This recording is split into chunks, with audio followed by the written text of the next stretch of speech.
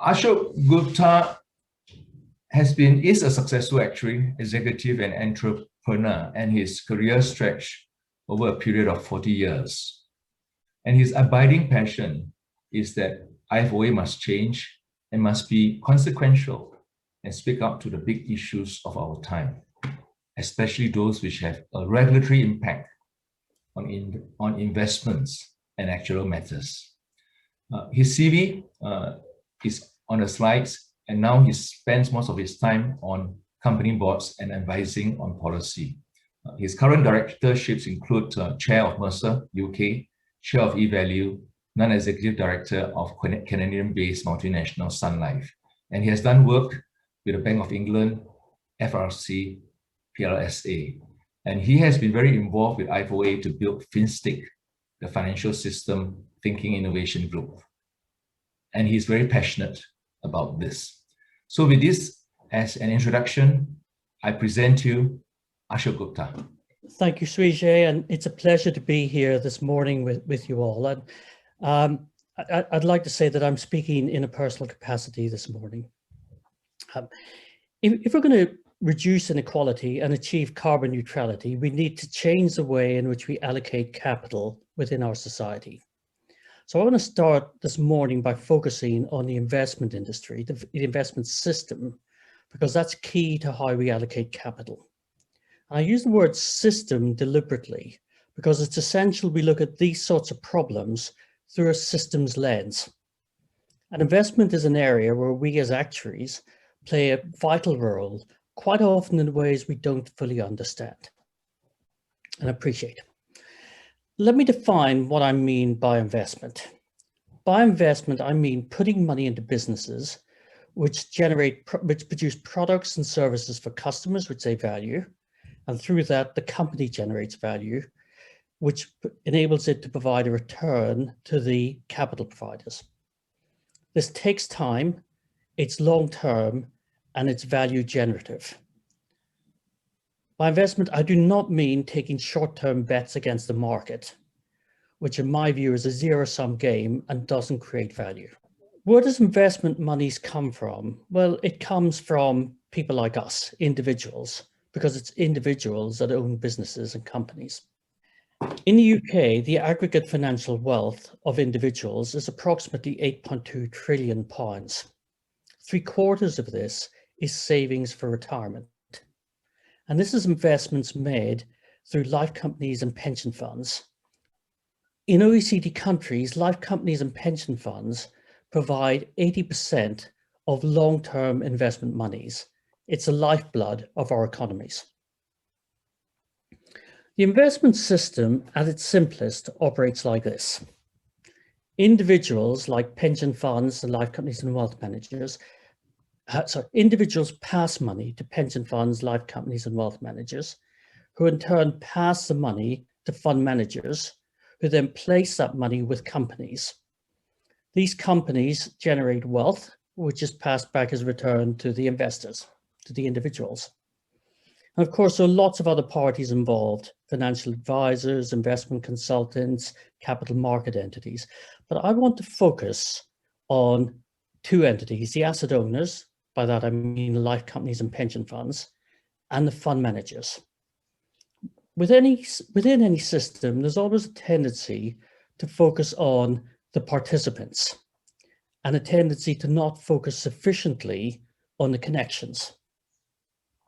And the connections here between the asset owners and the fund managers is particularly of interest, and particularly of interest to actuaries, because the connection here is the asset allocation strategy and the consequent investment mandates that asset owners give to fund managers. And the way that we actuaries measure and manage risk determines the asset allocation strategy and the form of the investment mandate. Because we actuaries measure risk using a short-term balance sheet approach, using asset price volatility as a measure of risk, this leads to matched investment strategies and short-term mandates. It leads to a supply of bonds and credit not risk-bearing equity capital, which is the sort of capital we need to build infrastructure in green industries. In my view, this represents an erroneous mismatch of risk. Risk for life companies and pension funds and for their customers is inadequate investment returns or an inadequate pension. It's not short-term asset price volatility, especially given volatility diversifies over time. And of course, because we all use the same risk measurement and we all have similar asset strategies, we all chase the same assets. We all buy them at the same time, we all sell them at the same time, and this drives procyclicality and asset bubbles. I should recognize that our risk measurement is driven by regulation and accounting, which is underpinned by market-based economic theory. But what's overall happening is that in our attempts to eliminate idiosyncratic risk at the corporate or fund level, we're creating systemic risk. If I stay at the macro level, I want to focus now on our insurance industry and how our insurance system manages risk. In the insurance system, you have three main parties. You have insurance companies, regulators, and customers. Insurance companies seek to underwrite risks that will deliver an adequate return on capital to their shareholders. The regulator seeks to ensure that all risks are adequately capitalized. So if you view this as two overlapping circles, what happens is that insurance companies all gravitate to those risks that fall within this intersection, and they shy away from risks outside it. So this leads to a build-up of systemic risk as everybody chases those same risks. Now I add in a third overlapping circle, the risks that customers or society wishes to insure. Picture, if you like, 3/5 of the Olympic symbol. The intersection of these three circles are risks that are attractive to insurers, regulators deem adequately capitalized, and customers want to be underwritten. So what's in this intersection and what's outside? Inside, things like annuities, credit, term insurance, unit-linked investment, general insurance for lower risk individuals. Outside are investment guarantees, infrastructure investment, mass market investment advice, long-term care, affordable insurance for higher risk drivers and houses in floodplains.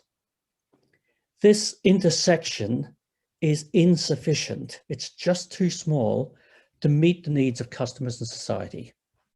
The insurance system and the relationships created between these three parties and the investment system dysfunctionality that I've described is responsible for the great transfer of risk from corporates to individuals. It leads to transfer of wealth between generations, contributing to intergenerational unfairness. It's also responsible for reducing the supply of long-term risk-bearing capital to industries and to build infrastructure. If we're going to drive capital to achieve carbon neutrality, to drive capital to meet the needs of the disadvantaged in society and reduce financial exclusion, we need to align the way regulators measure risk so they reflect actual customer risks.